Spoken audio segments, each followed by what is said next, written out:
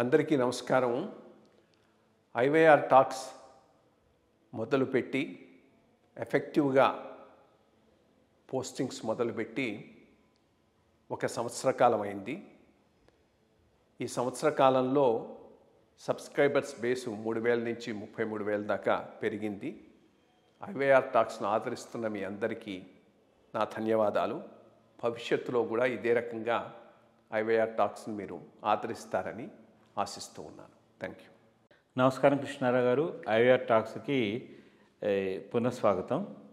ఈ జాతీయ అంశాల గురించి మనం మాట్లాడుకున్నప్పుడు ఈరోజు ముఖ్యంగా లాస్ట్ 2-3 డేస్ నుంచి చాలా కాంట్రవర్షియల్గా జరుగుతున్నటువంటి రాహుల్ గాంధీ బీహార్ పాదయాత్ర, దీని మీద కొంచెం మీ విశ్లేషణ కావాలి. ముఖ్యంగా రాహుల్ గాంధీ గారు ఏంటంటే ఆయన ఒక ప్లాట్ఫామ్, ఒక ప్లాంక్ తీసుకున్నాడు. ఏమిటి? ఈ ఎలక్షన్ కమిషన్ చేసిన ఈ జనాభా లెక్కల అంటే ఓటర్ లిస్ట్ సవరణలో చాలా మటుకు అన్యాయాలు జరిగాయి. ఇది ఓన్లీ బీజేపీకి అనుకూలంగా ఉండే వాటికే జరిగింది, కానీ మిగిలిన ఏదనంటే అపోజిషన్ వాళ్ళు ఏంటంటే ఈవెన్ కర్ణాటకలో ఒక ఇది చూపించి అక్కడంతా ఇది చేశారు అని చెప్పి ఎలక్షన్ కమిషన్ని చాలా తీవ్రంగా దుయ్యబెట్టి మీరు బీజేపీతో ములాఖత్ అయ్యి మీరు చేశారనేటువంటి విషయాన్ని చెప్పి అది చేస్తే దానికి నిన్న ఒక పెద్ద రిటార్ట్ కింద ఈవెన్ ఎలక్షన్ కమిషన్ వాళ్ళు కూడాను చేసి ఏ విధంగా ఏం చేశారు, అడ్రస్ లేకపోతే 0 అని పెట్టి ఎట్లా చేశారు, క్లియర్ కట్గా వివరణ అయితే ఇచ్చారు. కానీ దానికి ఏం చెప్పింది, అప్పుడు ఎలక్షన్ కమిషన్ ఇట్లా రాంగ్గా చేసావు కాబట్టి నువ్వు అఫిడవిట్ ఇచ్చి సమర్పణ చేయాలని చెప్పేసి ఓ టైం లిమిట్ పెడితే మళ్ళీ రాహుల్ గాంధీ కూడా ఇది మమ్మల్ని ఎందుకు అడిగారు, మీరు బీజేపీని ఎందుకు అడగలేదు అనేటువంటి విషయాన్ని తీసుకొచ్చి, అంటే రాజకీయం ఎన్ని రకాలుగా ఎత్తుగడలతో చేయొచ్చు అనమాట.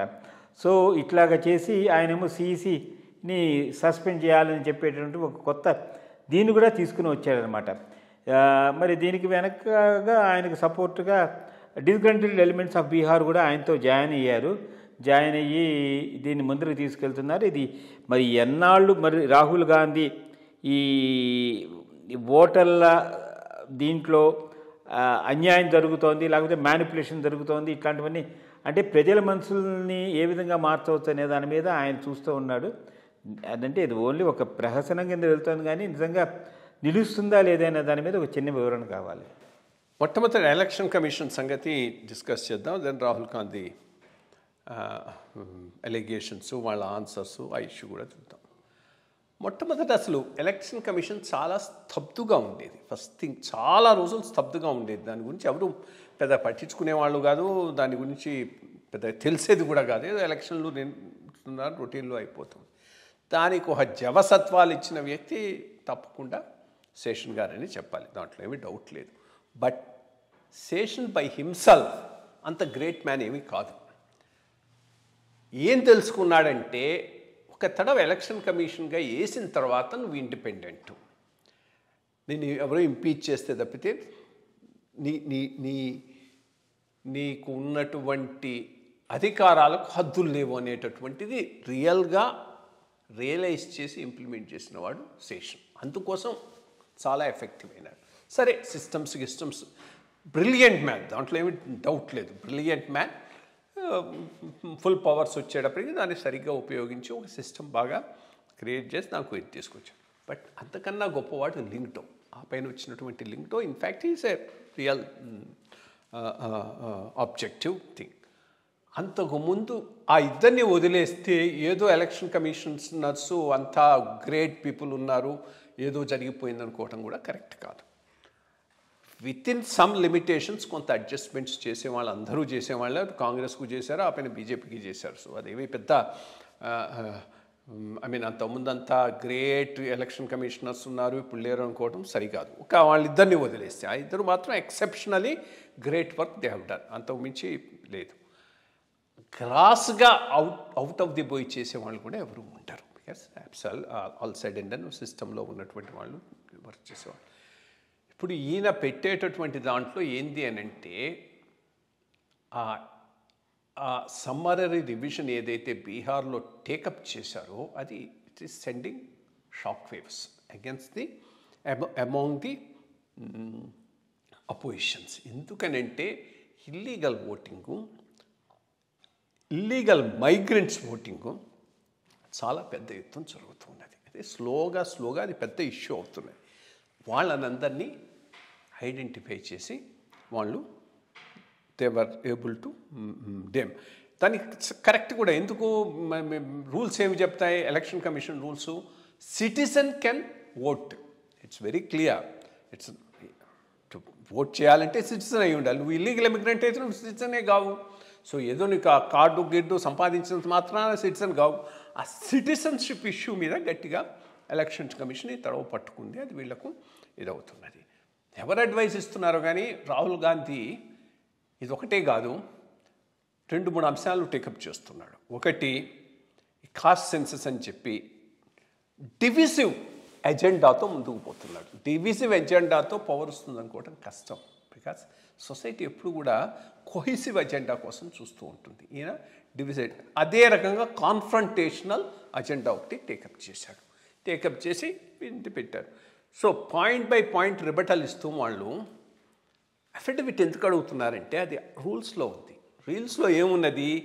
ఏదైనా ఒకడు ఎలక్టర్ అయితే, నేను కనుక ఓటేసేవాడిని అయితే నేను అబ్జెక్షన్ చేస్తే నేను అఫిడవిట్ ఇవ్వాల్సిన అవసరం లేదు. బట్ ఇంకోరేమైనా వాడి తరఫున ఒక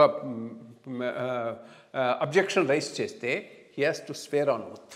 అది ఉన్నది. అది ఎలక్షన్ ఆఫీసర్ ముందు he has to swear on oath and then only it will be taken in to consideration. ఆ రూల్ ఉంది కాబట్టే నిన్ను ఓత్ మీద ఇవ్వమని అడిగారు. ఏమి జస్ట్ లైక్ దట్ ఏమో వాళ్ళు అడగలేదు. They have rules provide for that. Anurag ఠాకూర్ని ఎందుకు అడగకూడదన్న చాలా వ్యాలిడ్ పాయింట్. అడగాలి, తప్పదు. ఎలక్షన్ కమిషన్ ఇవాళ కాకపోతే రేపైనా అడగాల్సి ఉంటుంది. ఎందుకంటే దానికి ఎలక్షన్ కమిషన్ చెప్పిన ఆన్సర్ సరిగ్గా లేదు. ఆయన మా మీద ఇది యాస్పర్షన్స్ వేయలేదు కాబట్టి మేము అడగలేదు అంటున్నారు. మీ మీద యాస్పర్షన్స్ వేయటం అనేది ఇర్రెలవెంట్ ఇష్యూ. ఎవరైనా వేయచ్చు వేయకపోవచ్చు, that's a different thing. Point is somebody raise చేస్తున్నాడు ఇష్యూస్ అని అంటే ఓటర్ అయితే అవసరం లేదు.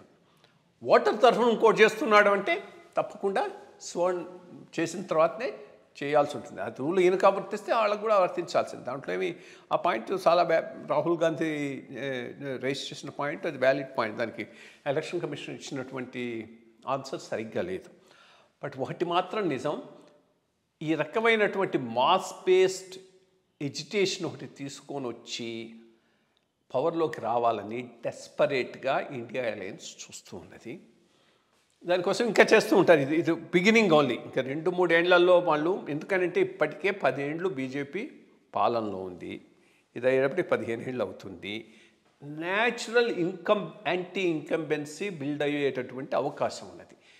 న్యాచురల్ యాంటీ ఇన్కంబెన్సీ బిల్డ్ అయ్యేటప్పుడు దాన్ని ఇంకొద్దిగా ఎన్కాష్ చేసుకోగలిగితే మనం అధికారంలో వస్తామనేటటువంటి ఆ వ్యూ పాయింట్తో వీళ్ళు ముందుకు పోవటం జరుగుతూ ఉన్నది.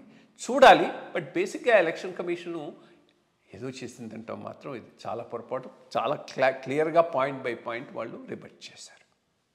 మీరు చాలా కరెక్ట్ పాయింట్ చెప్పారు. అది మనము తెలంగాణ ఇదే test money for the anti incumbency. Rahul Gandhi అక్కడి నుంచి స్టార్ట్ అయ్యి తెలంగాణలో వచ్చి రేవంత్ రెడ్డి ఆధ్వర్యంలో ఉండి ఇక్కడ తెలంగాణలో ఎన్కాష్ చేసుకోగలిగారు. మీరు చెప్పిన యాంటీ ఇన్కంబెన్సీ దాని మీద మరి చూడాలి. ఇక్కడ కూడాను మరి మోడీ గారు చాలా సుపరిపాలన చాలా చక్కగా జరిగితే ఇలాంటివన్నీ పనికి రావనుకోండి. ఆయన కూడా చాలా స్ట్రాటజిక్గా చెప్పే అవకాశం ఉంది. బట్ ఎనీహో తెలంగాణ అన్ని విషయాలు చక్కగా చెప్పారు. నమస్కారాలు.